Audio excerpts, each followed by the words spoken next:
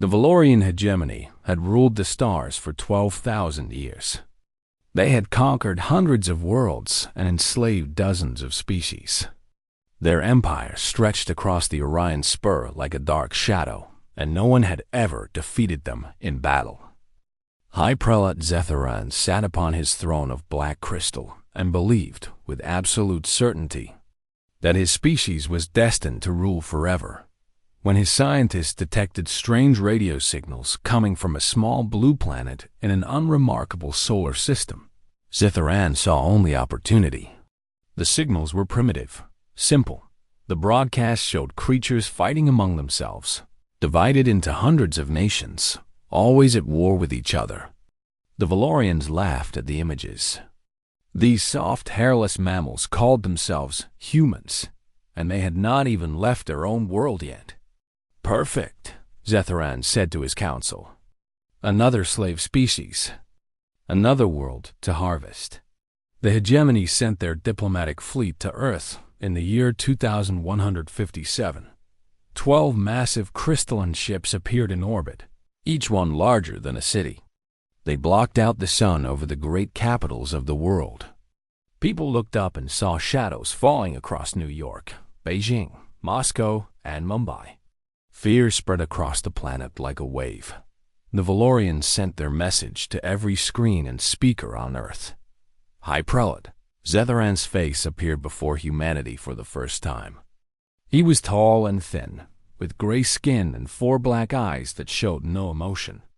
His voice was cold when he spoke. "Creatures of Earth," he said, "you have been chosen for a great honor. The Valorian hegemony claims this world and all its resources.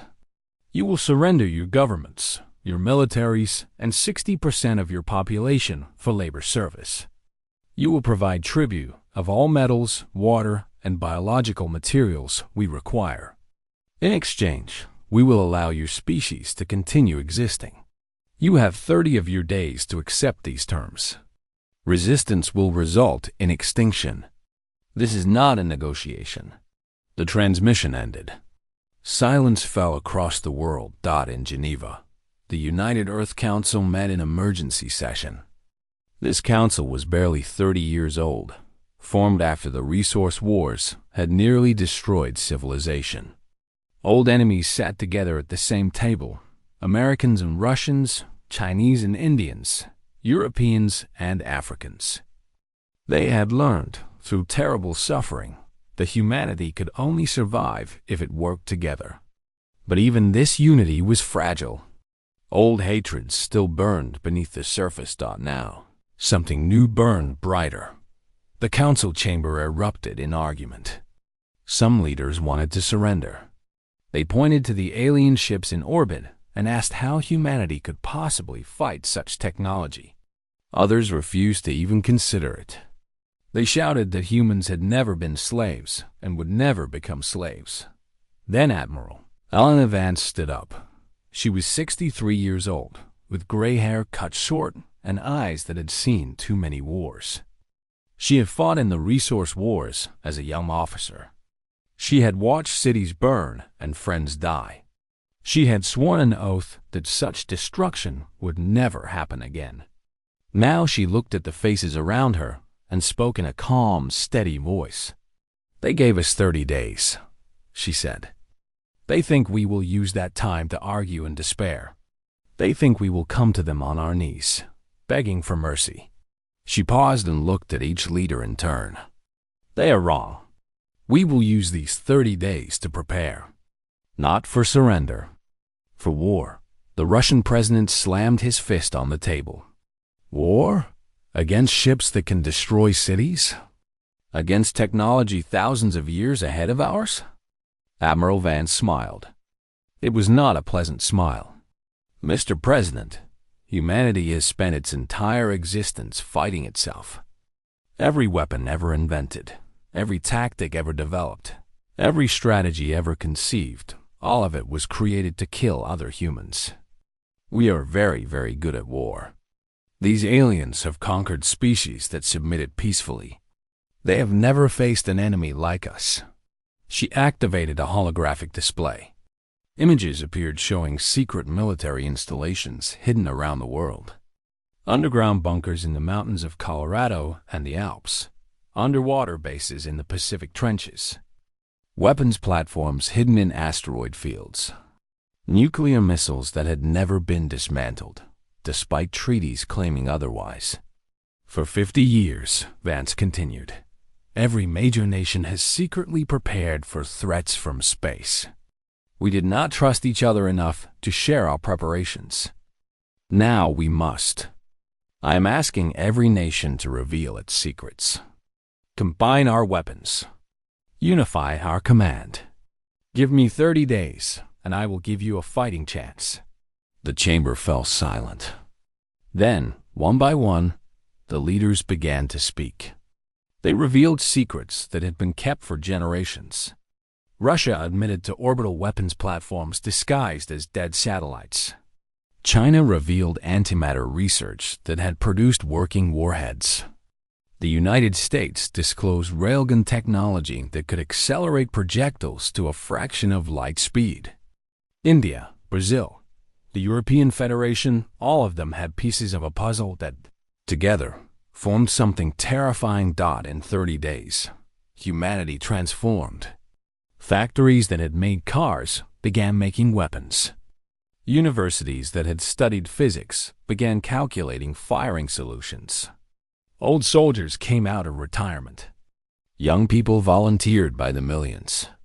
The entire planet worked without rest, driven by a fury that surprised even themselves. The Valorians watched from orbit and saw only confusion. Their sensors detected increased activity, but they dismissed it as panic. The idea that these primitive creatures could threaten them was absurd. They had conquered species far more advanced than humans. They sent amuse reports back to the hegemony, describing how the mammals scurried about like insects before the boot falls. On the 29th day, Admiral Vance stood in the command center buried deep beneath the Rocky Mountains.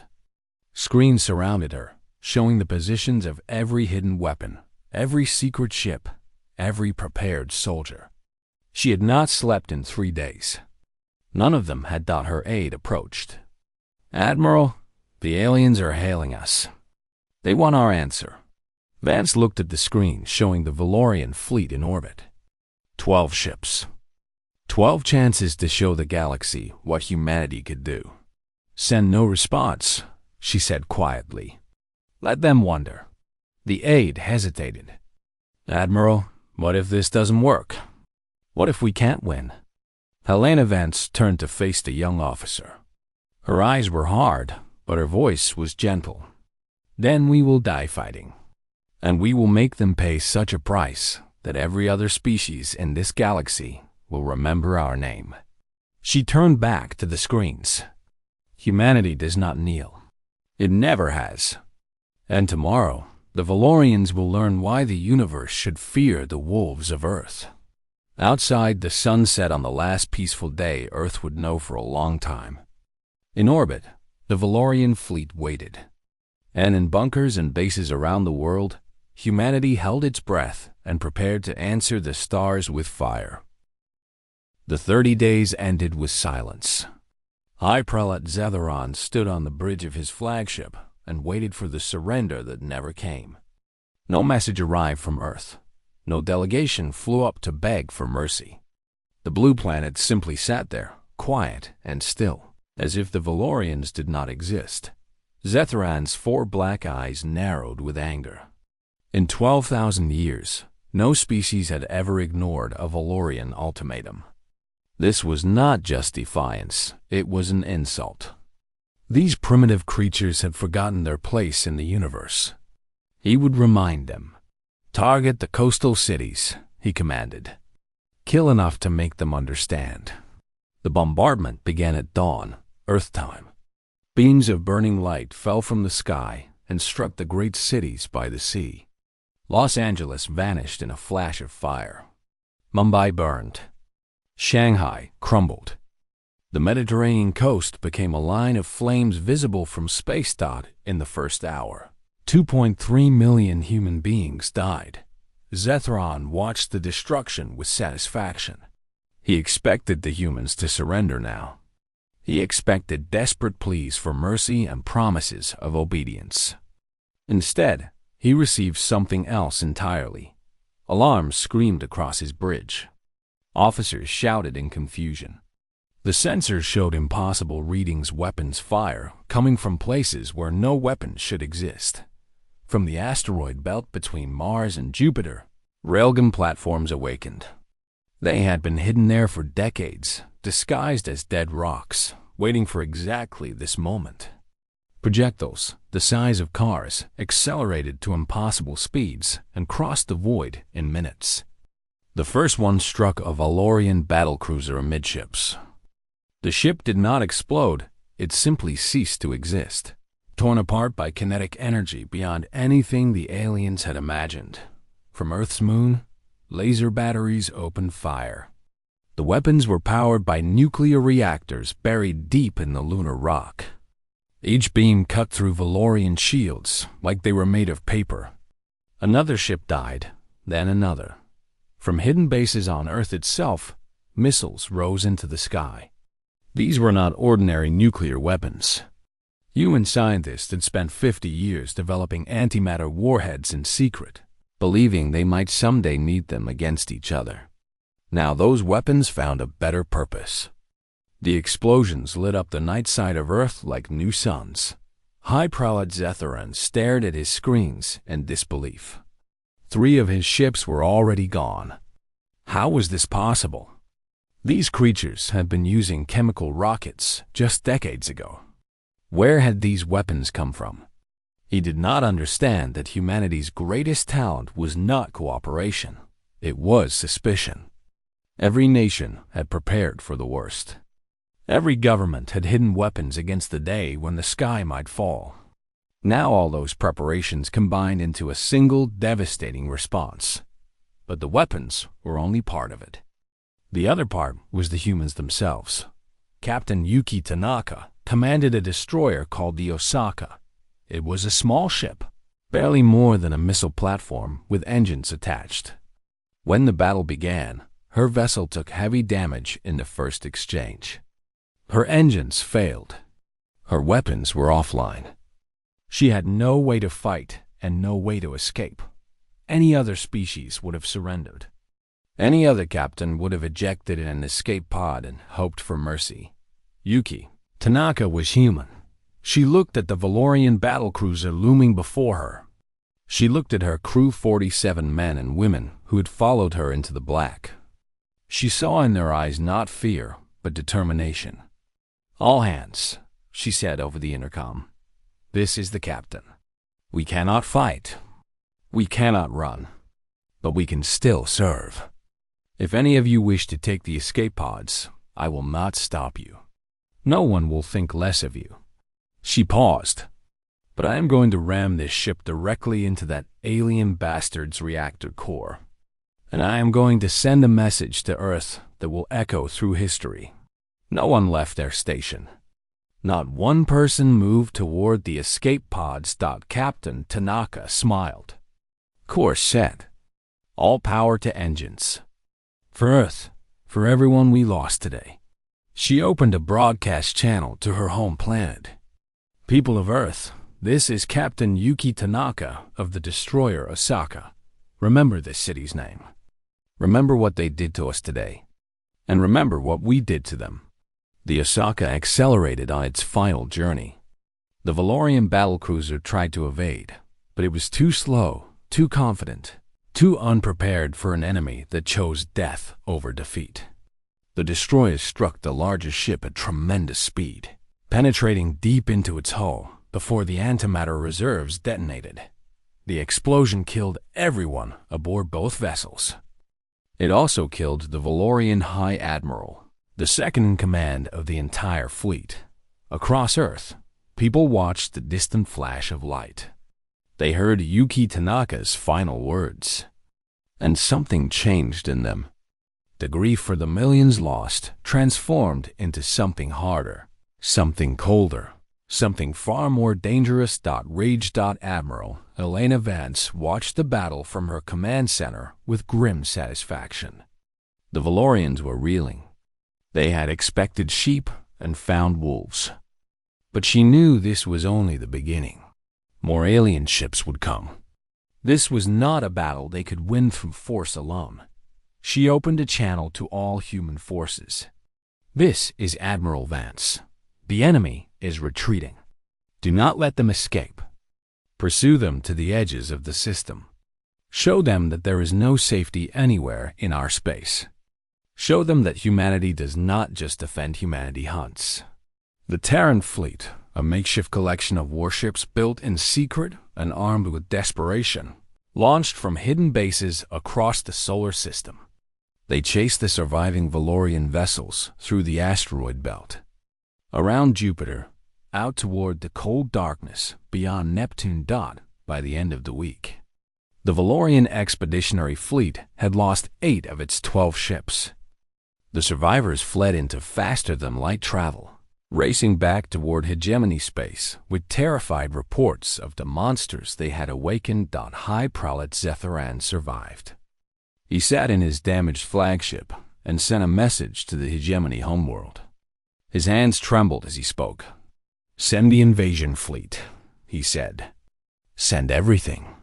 These creatures are not what we thought. They are not primitives. They are not cowards. They are something else entirely, and if we do not destroy them now, they will destroy us." On Earth, the survivors of the bombardment buried their dead. They counted 2.3 million names and swore that each one would be avenged. In the ruins of cities, people began rebuilding not homes, but weapons. Not hospitals, but warships. Admiral Vance stood before the United Earth Council with a captured Valorian faster-than-light drive. Human scientists had already begun tearing it apart, learning its secrets. "They started this war," she said. "We will finish it. And when we are done, the galaxy will know that the people of Earth are not to be threatened, not to be enslaved, not to be ignored." She held up the alien technology. "We will take their secrets. We will build our own ships. And then we will bring the war to them." The council voted unanimously. There would be no peace until the hegemony fell. There would be no rest until the stars themselves learned to fear humanity's name. The wolves of Earth had awakened, and they were hungry. The Valorian hegemony made a terrible mistake. They thought the war was over when their fleet escaped Earth's system. They thought humans would stay on their burned planet and rebuild, grateful to have survived. They thought the distance between stars would protect them. While they gathered their forces for a proper invasion, they did not understand humans at all. Within 6 months, Terran scientists had reverse-engineered the captured faster-than-light drive. Within 8 months, they had built better versions. What should have taken decades of study was accomplished through sleepless nights, brilliant minds working together, and a burning need for revenge that drove every engineer past the limits of exhaustion.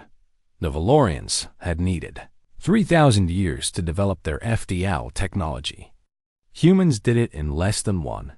Admiral Helena Vance stood on the bridge of humanity's first true warship, the TES Retribution. It was ugly by Valorian standards, all hard angles and bristling weapons, painted black so it would be harder to see against the void. But it was fast, it was deadly, and it was the first of many. "Set course for Valorian space," Vance ordered. "The hunt begins." The Terran expeditionary fleet jumped into the unknown. 50 ships at first, then 100, then 500 as factories on Earth worked without pause. They crossed distances that would have seemed impossible just months before, pushing into territory no human had ever seen. The first Valorian border world fell in 3 days. The defending fleet was caught completely off guard. They had expected years of safety before humans could reach them. Instead, they found Terran warships appearing from nowhere. Weapons blazing, crews screaming battle cries that echoed through space. But Admiral Vance had learned something during the invasion of Earth. Simple conquest was not enough. If humanity only replaced one empire with another, they would become the very thing they had sworn to destroy. She created what came to be known as the Liberation Doctrine. When Terran forces captured a world, they did not enslave its population. They did not steal its resources. Instead, they freed whoever had been in chains. On the first conquered planet, Vance's soldiers found the Rethki, an amphibious species that had served the Valorians for 3,000 years. They had been bred for labor, their culture erased, their language forbidden. When human Marines opened the doors of their work camps, the Rethki did not know what to do. Freedom was a concept they had forgotten. Admiral Vance walked among them personally. She was shorter than even the smallest Rethki, but she stood straight and spoke clearly. "You are not slaves anymore," she told them through a translator. "The Valorians took everything from you, just as they tried to take everything from us. We are not your new masters. We are your allies. And if you want to fight beside us, we will give you weapons and teach you how to use them." The Rethki elder stared at her with huge, wet eyes. "Why?" he asked. "Why would you help us? What do you gain?" Vance smiled. "Revenge," she said simply. "The hegemony has ruled through fear for 12,000 years. We are going to show every enslaved species in this galaxy that their chains can be broken. We are going to turn the hegemony's slaves into the hegemony's destroyers. And when the Valorians fall, it will be their own victims who tear them apart." The elder was quiet for a long moment. Then he did something no Rethki had done in 3,000 years. He stood up straight, looked his liberator in the eyes, and spoke his people's ancient word for warrior. Within a month, the first Rethki battalions joined the Terran fleet. The pattern repeated across dozens of worlds. The hollowbone avians of Kepler-4, 42b had been conquered for their ability to survive in thin atmospheres. Humans freed them and gave them fighter ships designed for their hollow bones and quick reflexes. The silicon-based crystallids of the Veth Nebula had been mined for their bodies, their living stone harvested for Valorian technology. Humans freed them and watched in awe as they grew themselves into living weapons, eager to repay millennia of suffering. Species that had known only servitude found hope for the first time. And everywhere the message spread, "The Terrans are coming. The Terrans set you free. Join the Terrans, and together we will burn the hegemony to ashes." The galaxy had never seen anything like it. Previous empires conquered through strength and ruled through fear. Humans conquered through liberation and ruled through alliance. Every world they freed became a new source of soldiers, ships, and supplies. The Terran expeditionary fleet grew like a snowball rolling downhill, getting larger with every victory. High Prelate Zetheran watched his empire crumble from his throne world. Reports arrived daily of another system lost, another slave species in rebellion, another fleet destroyed by enemies who should have been helpless. The humans were not just winning battles. They were winning the war of ideas. They were making the hegemony's subjects believe that freedom was possible. This could not be allowed to continue. Zetheran activated an ancient pact, one that had not been used in 5,000 years. The Valorian hegemony was powerful, but it was not alone in the galaxy. 17 other species had allied with them over the millennia, some through conquest, some through treaties, all through fear of standing against the strongest. Power in known space. The message went out to all of them. The Terrans threaten us all. If the hegemony falls, you will be next. Join us now, or face humanity alone later. One by one, the responses came back. The Keth Dominion would send its fleets. The Void Walkers would contribute their dreadnoughts. The merchants of Zelos would provide supplies. Species that had never agreed on anything united against the common threat. 17 civilizations. 40,000 warships. 1,000,000 years of accumulated military knowledge. The Galactic Confederation declared war on humanity. Admiral Vance received the news aboard the Retribution. Her officers looked at her with fear in their eyes. The numbers were impossible. Even with all the freed species fighting beside them, the Terran alliance was outnumbered 10 to 1. Vance studied the intelligence reports for a long time. Then she looked up and smiled. That same cold smile she had shown the Earth Council on the day everything began. "Good," she said. "Now we don't have to hunt them down one at a time." Her officers stared at her in confusion. One of them finally spoke. "Admiral, how can this be good? They have 40,000 ships. And we have something better," Vance replied. "We have allies who fight for freedom instead of fear.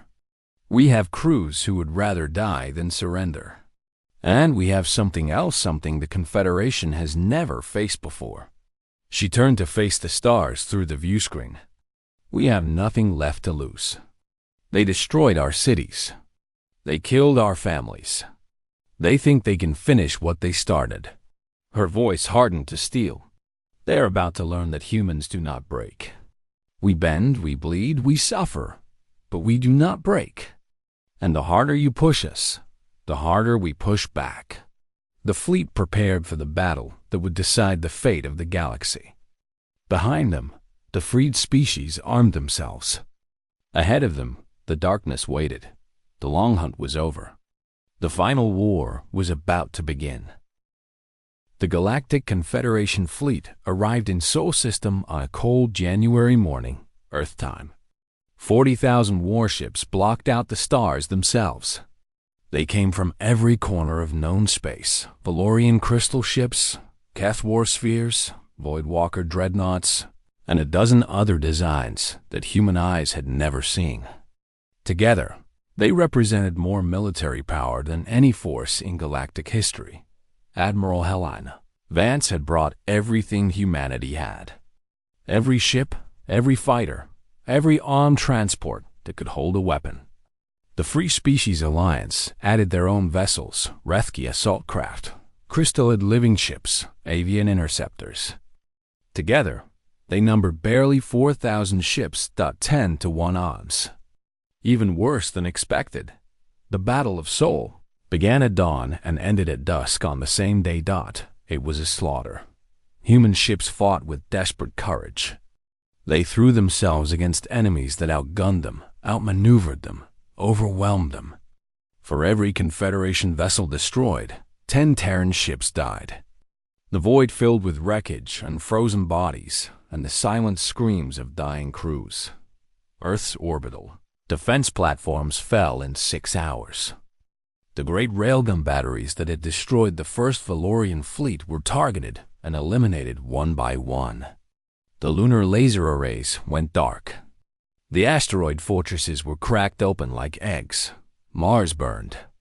The Confederation bombarded the red planet until its thin atmosphere caught fire, turning the entire world into a sphere of flame. The colonies on Europa and Titan were next precision. Strikes that left nothing but craters where millions of humans had lived. Admiral Vance fought from the bridge of the Retribution until the ship itself began to break apart around her. She watched her fleet die on the tactical displays.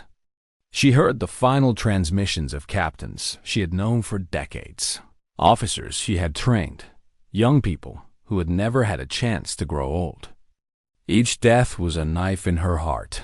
When the Retribution took a killing blow to its reactor, Vance transferred to a smaller vessel and continued fighting. When that ship was destroyed, she transferred again. By the end of the battle, she commanded a damaged cruiser with half its crew dead and most of its weapons offline. The Terran fleet was broken. Fewer than 300 ships survived, scattered and running for the outer system. The Free Species Alliance had been shattered, the Rethki flagship destroyed. The crystallid living ships cracked and dying. The avian squadrons reduced to a handful of survivors. And behind them, Earth waited for the end. The Confederation fleet positioned itself in orbit around humanity's homeworld. High Prelate Zetharim broadcast his message to the survivors. "People of Earth," he said, his 4 black eyes gleaming with triumph, "your fleet is destroyed. Your colonies are ash. Your allies are broken. You have fought well for primitives. But now it is over. Surrender unconditionally, and some of you will be allowed to live as slaves. Resist further, and we will turn your world into a dead rock. You have 1 hour to decide." In the bunkers beneath the Himalayas, the surviving members of the Terran Council gathered. They were exhausted, wounded, terrified. Many had lost family in the bombardments. All of them had lost friends in the battle. They looked at each other with hollow eyes and tried to find hope where none existed. Admiral Vance arrived via emergency shuttle, her uniform torn and burned, her left arm hanging useless at her side. She had not slept in 3 days. She had not eaten in 2, but her eyes were still fierce, still unbroken. "We have one option left," she told the council. "Protocol Omega." The room went silent. Everyone knew what Protocol Omega meant. Years ago, human scientists had discovered that certain weapons could destabilize a star. The technology had been developed as a last resort, a doomsday option that no one ever expected to use. If activated, it would cause Sol Earth's sun to explode. The resulting supernova would destroy everything in the system, including the Confederation fleet. It would also destroy Earth and everyone on it. "You're asking us to commit suicide," the European president whispered. "I'm asking us to choose how we die." Vance replied, "We can surrender and become slaves. Watch our children serve alien masters for generations, lose everything that makes us human. Or we can take them with us. We can show the galaxy that humanity chose extinction over chains. We can make sure the Confederation pays a price so terrible that every other species will think twice before threatening the weak." The Russian leader spoke next. "What about the freed species? What about the alliance we built?" Vance's voice softened. "They will continue the fight. We showed them that rebellion is possible. We gave them weapons and hope and the knowledge that they can win. Even if we fall, the fire we started will keep burning. The hegemony is already crumbling. The Confederation is held together by fear, and fear fades when you show it can be beaten." She looked at each council member in turn. "Our bodies will die. But what we created, the idea that free people can stand against tyranny that will never die." The vote was called. One by one, hands rose. The decision was unanimous. Humanity chose extinction over submission. Admiral Vance gave the order. Deep beneath Earth's surface, the Protocol Omega weapons began their countdown. In 90 minutes, Sol would begin to die. Vance walked to the communication center and opened a channel to every frequency in the galaxy. Every world with a receiver would hear her words. Every species would know what humanity had chosen. "This is Admiral Helena Vance of the Terran Union," she began. "To the Galactic Confederation, you have defeated our fleet. You have destroyed our colonies. You have killed billions of our people. But you have not defeated us. You have only forced us to make a choice. We choose to die free rather than live as slaves. In 90 minutes, our sun will explode, and your fleet will die with us." She paused, and when she spoke again, her voice carried across light years. "To every enslaved species in this galaxy, we are sorry we could not finish what we started. But we showed you that chains can be broken. We showed you that the hegemony can be beaten. Remember us. Remember what we did. And never, ever stop fighting. The fire we lit will not go out just because we are gone. It will spread. It will grow. And one day, it will burn the empires of the oppressors to the ground." Her final words echoed through the cosmos. "We are Terrans. We were born in darkness, and in darkness we will end. But we never knelt. We never begged. And we never surrendered. Remember us." The transmission ended. In orbit, the Confederation fleet detected the stellar destabilization beginning. Alarms screamed on every ship. High Prelate Zetharan ordered an immediate retreat. But his scientists told him there was not enough time. The explosion would catch them before they could jump to safety. For the first time in 12,000 years, the ruler of the Valorian hegemony knew fear.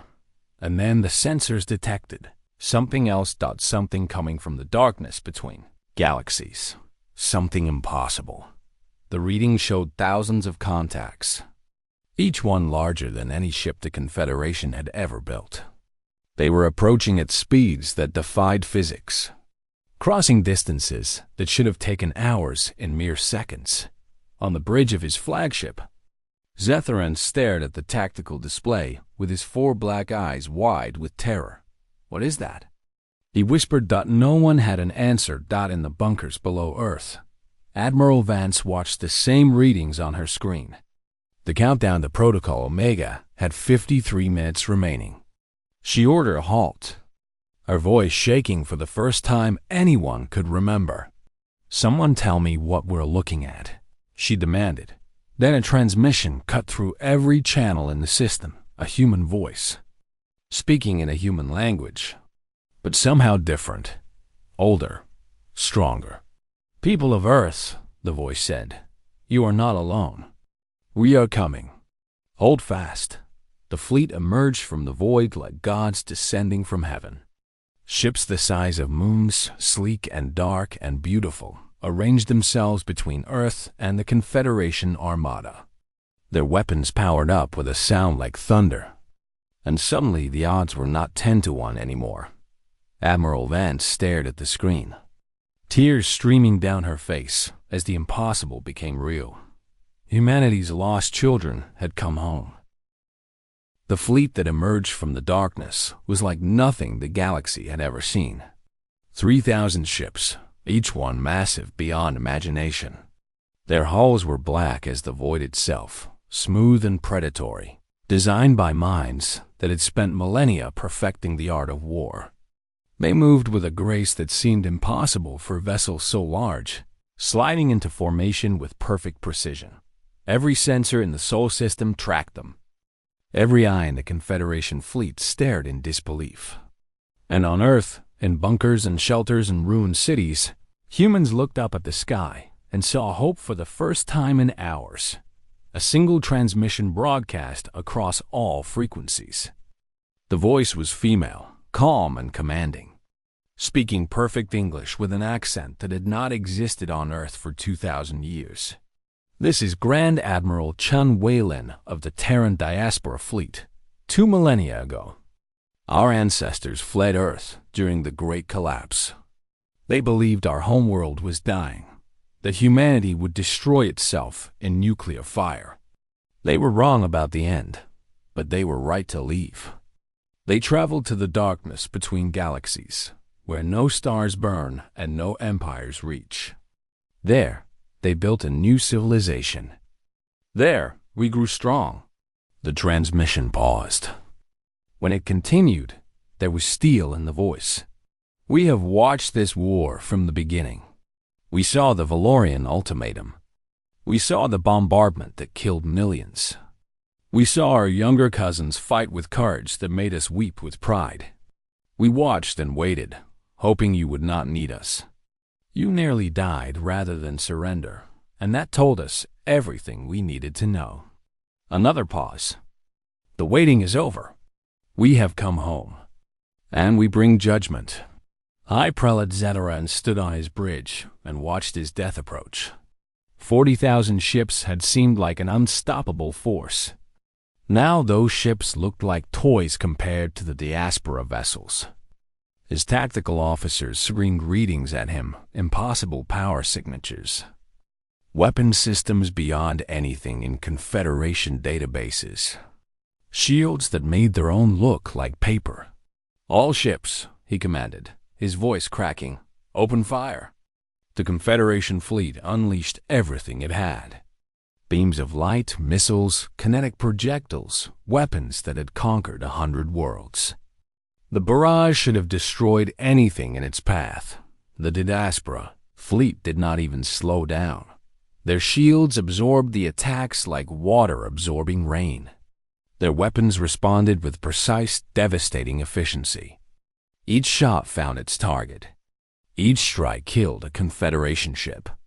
There was no wasted energy, no missed shots, no mercy. The Battle of Saul, the second one, lasted 17 minutes. When it ended, the Confederation fleet no longer existed. 40,000 ships reduced to drifting wreckage, their crews dead or dying, their weapons silent forever.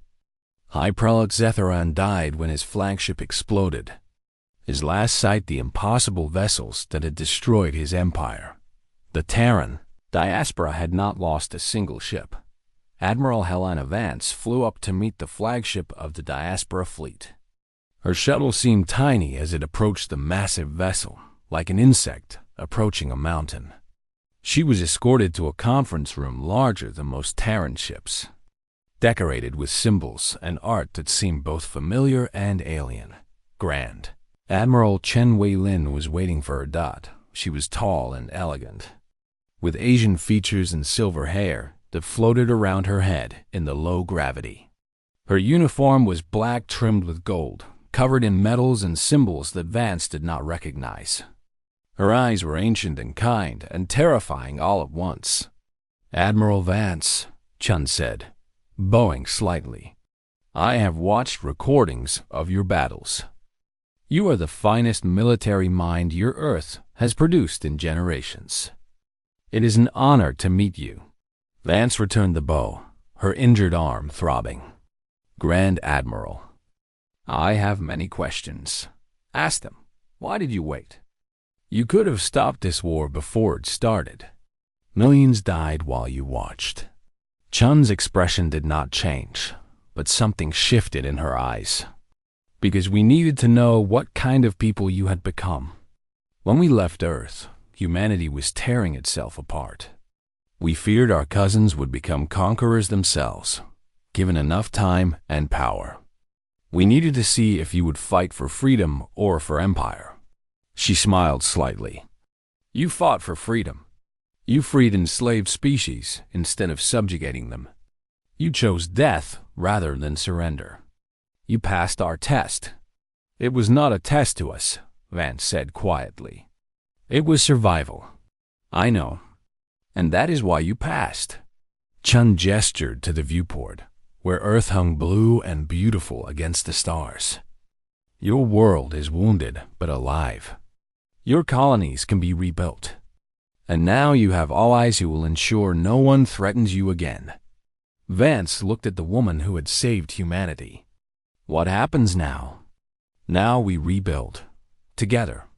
The Terran diaspora has technology 2,000 years ahead of anything in this galaxy. We will share it with you, as family should. And then," Chun's smile grew cold, "then we deal with the rest of the Confederation. The species who attacked you did so because they feared the strong and preyed upon the weak. We will teach them a different way. They will learn that the universe has changed, that humanity united is not to be challenged." In the weeks that followed, the galaxy learned to fear a new name. The Terran Union was reformed, combining Earth survivors with the diaspora and the Free Species Alliance. Ships were rebuilt. Wounds were healed. The dead were honored. The remaining members of the Galactic Confederation surrendered one by one. Those who had participated in the bombardment of Earth were tried for war crimes. The Valorian hegemony collapsed entirely, its remaining worlds liberated by the species it had once enslaved. The Rethki elder, who had first accepted Vance's offer of alliance, was elected to lead his people as a free nation for the first time in 3,000 years. A new galactic order emerged, one based not on fear but on cooperation. Humanity stood at its center, not as conquerors, but as protectors. The same species that had nearly destroyed itself in civil wars now served as guardians for every world that asked for help. Admiral Helena Vance, retired to a small house on the coast of what had once been Spain, rebuilt after the bombardment. She spent her final years writing her memoirs and watching the sunset over the sea. Grand Admiral Chun visited her often, and the two warriors who had saved humanity together became friends across the centuries that separated their births. On the day Vance died, peacefully in her sleep at the age of 92, ships from 100 worlds lit their engines in salute. The woman who had refused to kneel was honored across the galaxy she had helped to free. But the story did not end there. 10 years after the war, the Terran Union received a distress call from beyond the galactic rim. A young species had just achieved faster-than-light travel. They had made contact with their first alien civilization, and that civilization had threatened them with extinction if they did not submit. The Union Council met to discuss the response. Representatives from Earth, from the diaspora, from the Rethki and the Crystallids, and a dozen other species debated what to do. In the end, the vote was unanimous. The Terran peacekeeping fleet was dispatched.